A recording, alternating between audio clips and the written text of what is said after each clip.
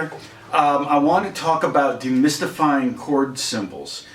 And I know a lot of times when you see something like F major ninth or D minor ninth or C 13th, you're like, what does that mean? What is the, you know, you may learn how to play a C 13th chord, but you may not know why it's called that. And so what I want to do is I want to just kind of talk about that whole system of numbering and chords and the letters and numbers and what they mean, and see if I can help you out there. It may be maybe a 2-video lesson. I'm not sure. I'm going to start and see where we end up.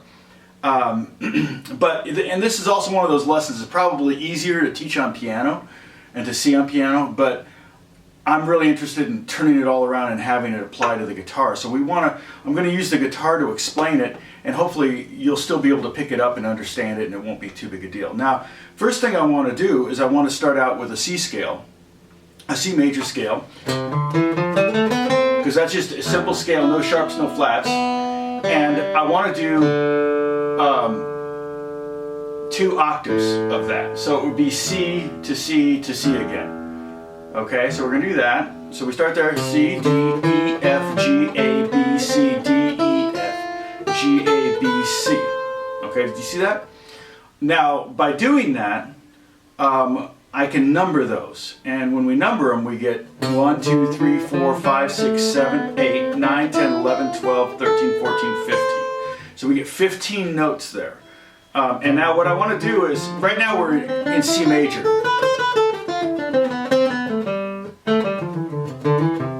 We're in C major, which means we have a B in the 7th degree. 1, 2, 3, 4, 5, 6, 7. C, D, E, F, G, A, B. Alright, so if we were to talk about C major 7, C major 9, C major 11, C major 13, this is the scale we would build those from. Okay? We're going to talk about probably the more common dominant chords, which would be C7, C9, C11, and C13. Okay. So what I want to do there is, to get to those dominant chords, we need to make that major 7th a minor 7th. So we need to lower that B down a half step to B flat. And this sounds like this. This becomes a Mixolydian scale. Okay? So we're going to still count the same way. 1, 2, 3, 4, 5, 6, 7, 8, 9, 10, 11, 12, 13, 14, 15. Okay? But now we can start to unfold. Let's, for example, a C triad. Okay, when you just see the letter C, when you play a C chord, you're playing C, E, G, or 1, 3, 5. Okay, so you're skipping every other letter. So you're doing C, skipping D, going to E, that's the 3rd, skipping F, which is the 4th, and going to to G, which is the 5th. So you have C, E, G, or 1, 3, 5. Okay. Now then, remember, we're in the Mixolydian mode, or we're in C scale with a B flat as the 7th. If we were to continue 1, 2, 3, 4, 5, 6, 7, we would end up with B flat. Okay, so a C7 chord is going to be the triad plus the 7. Okay, 1, 3, 5, 7. So if you see C7, you'll know that it's a triad plus that dominant 7th. Now, if we want a major 7, usually you have to write the MAJ, major, short for major. Sometimes you'll see a large M. I always use a triangle. That's kind of my shorthand. I don't know where I got that from, but I've always used a triangle, and everybody seems to know what that means. I've even seen somebody write C and then the number 7 with a slash through it, and I'm kind of like, well, that's crazy. But because I was playing, I thought it was C7, and they go, oh no, it's C major 7. So everybody has kind of a different system, but if you're using a software, generally I think the most common is MAJ, small case. So it would be C MAJ 7, which would be 1, 3, 5, 7, which would be B. Or if we just had C7, see, it doesn't have anything in between the letter and the number, we end up with a C7. So that's 1, 3, 5, 7. Okay, now if we want a C9, we want everything between the C, the root, and the 9th, every other letter. Okay, again, every other letter in the scale. So C, E, G, B flat, and then D. 1, 3, 5, 7, 9. Okay, so like this C9 chord, nothing on the bottom string, 3, 2, 3, 3, 3. Okay, I like to call it the James Brown chord. Okay, that is basically a C9. That is a C9 chord. It has everything we need. It has the C, the E, the G up here, the B flat, and the D flat. It has them all. They're not in order. It's difficult to. It would be very difficult to play those in order. You know, if I were to try to get the C, that would be almost impossible. Okay, there they are in order. On piano, that's fairly easy, but on guitar, those kind of cluster tighter chords are very difficult. Okay. Again, so there's our C9, that's much more common. We expect to kind of hear when we hear C9. Okay, the next one would be C, E, G, B flat, D, and then the 11th, if we count up 1, 2, 3, 4, 5, 6, 7, 8, 9, 10, 11 is F. Okay, so we have C, E, G, B flat, D, and F. Okay, to be honest, we're not going to play a chord. An 11th chord is probably not going to contain all those notes, at least not on the guitar. That's 6 notes. We only have 6 strings. It makes it very difficult to get all of those. A lot of times when someone's saying C11, if you look at this, if you look at what's in a C11 chord, we have a C triad, C, E, G, and then right here we had B flat, D, F, a B flat triad. So we have a C triad and a B flat triad played at the same time. On piano, that would be pretty easy. Okay, again, just highlighting the fact that this study and this lesson is probably better taught on piano. However, we want to play it on guitar. We want to understand it on the guitar. At least I do. And so basically what people, when they write C11, which is a pretty rare chord, but when they write C11, what they want to hear is really a B flat triad with a C in the bass. Okay, and the way I'm playing that in this case is the 8th fret and then nothing on the next string. Okay, nothing on the A string, so mute the A string, and then 8th fret on the D string, and then 7th fret on the G string, and 6th fret on the B string, and that ends up with, there's our C11, basically, okay?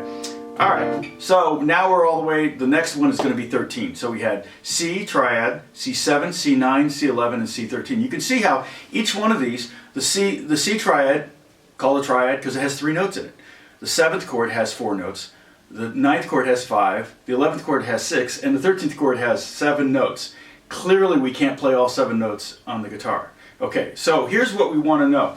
Well, the notes first off are C, E, G, B flat, D, F, and then A. So it's kind of like it's almost like a B flat major 7 chord with a C in the bass. Could be one way of looking at it.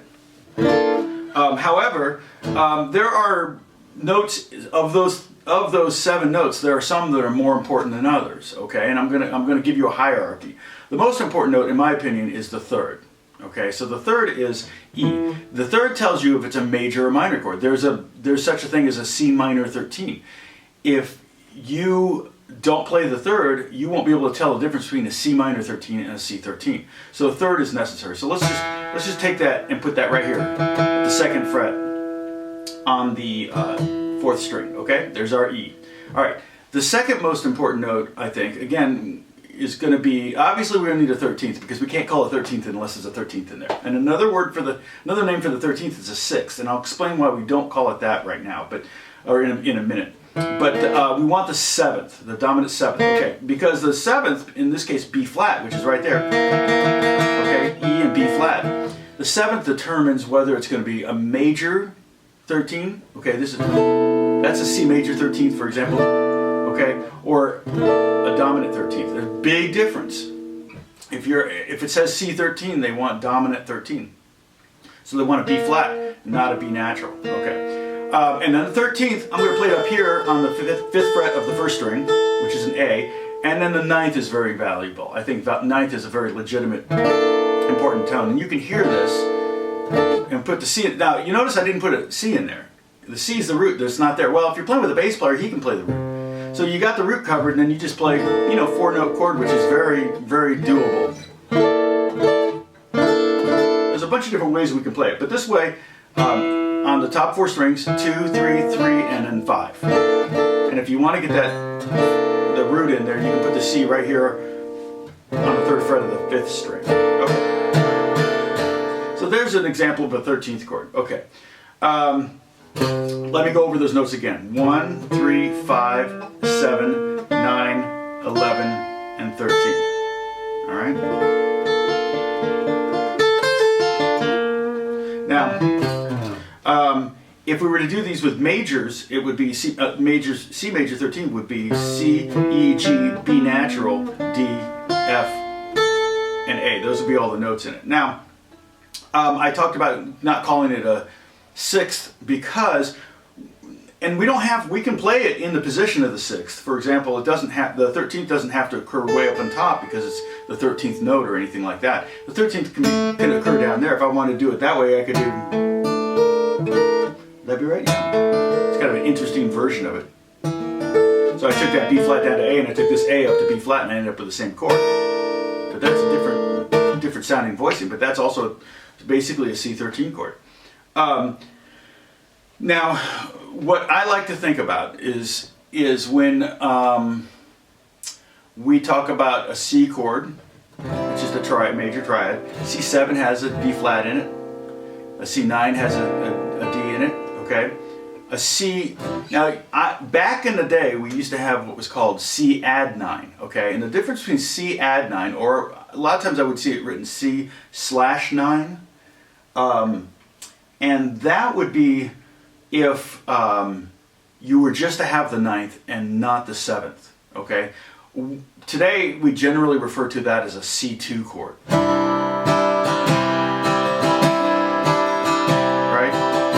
As opposed to a 9th chord, because a 9th has the 7th in it. So if you don't want the 7th in there, but you want the 9th, then you just call it. You would ask for the 2. You would say, play me a C2 chord. Okay. Similarly, a C11. If you just want the 11, or you would call it then a 4. You might call it C add 11. Back in the 70s and 80s, I saw that. But you don't see that anymore. And so now you'll see what's called C4. And what that is a C triad with a 4. Just like a C2 is a C triad with a 2 in it, which is the D. A C4 would be something like this, where maybe I add my pinky on the 3rd fret of the 4th string. I love that chord, by the way. I might play it like this. I might try to get those, that 4 and 3 together. Okay, so in this case I'm playing 10 on the top 4 strings, 10, 9, 6, and 8. And you can see where I'm getting that,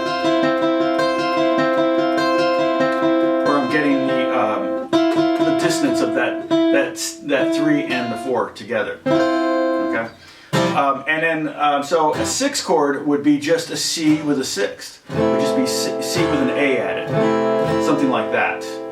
Basically in the bottom, don't play anything on the bottom string, but then 5th fret you would have 5th string, 3rd fret, and 2, 2, 1, and open. That would be one way to play a C6 chord. Okay, that's not the same as a C13 because there's no 7th in there, there's no 9th in there, and so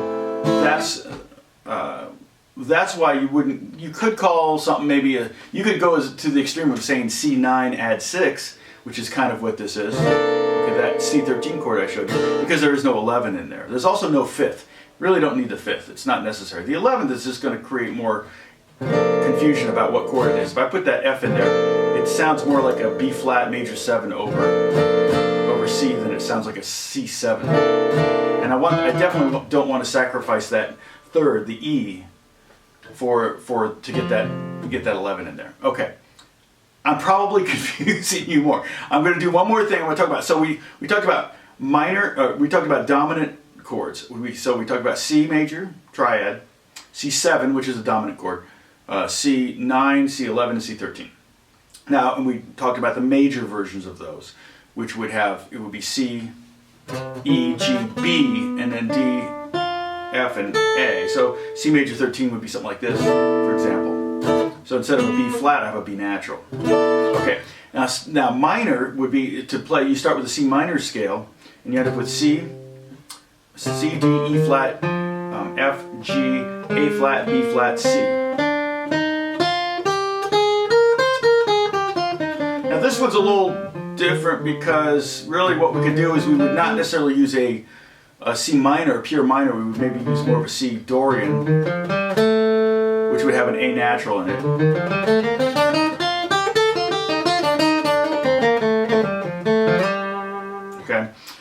And that way, because a C minor 13 would be basically C, E flat, G, B flat, D, same as the C dominant 13, F, and so all those are the same. The only thing in A on top is the 13th.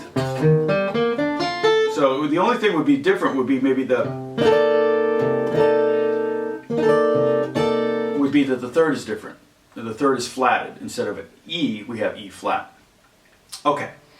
So hopefully this makes it a little easier. We haven't talked about C13 flat 9 or A7 sharp 5 flat 9 or any of those yet. I've got a whole series on drop 2 chords. You can check those out. I mean, a lot of videos on that. I would definitely watch the first video so you can get a sense of drop 2 chords, and what that is basically playing 7th chords in just small groups on the guitar. Very easy to learn those chords and to get them under your fingers. Most of them are very easy chords to play, and that's a great way to kind of get your exposure to the 7th chords and some 9th chords as well. And that's it for now. Hopefully I've demystified it. I probably just made it more confusing. I hope not. God bless you guys. I'll talk to you soon. I'm going to be doing a video soon on how to approach a chart, a chord chart, or a music chart, and how to help you not be too afraid of reading when they hand you a chart. I'll show you how to kind of approach that. So that's going to be one of the next videos soon. Okay? God bless you guys. I'll talk to you soon. Bye.